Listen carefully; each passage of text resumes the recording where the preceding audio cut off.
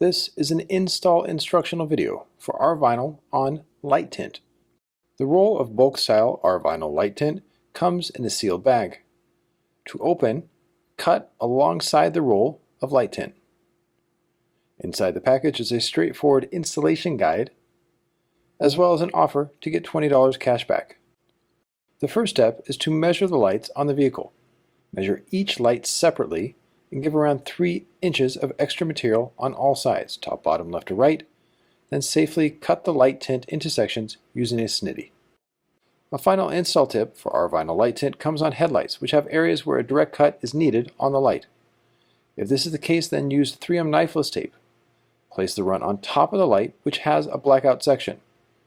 Install the light tint as normal and tuck the light tint over the knifeless tape at the top. Release the knifeless tape by folding it, holding the fold, and pulling. Cover the string as it enters the tint and keep the pull perpendicular to the surface during the cut.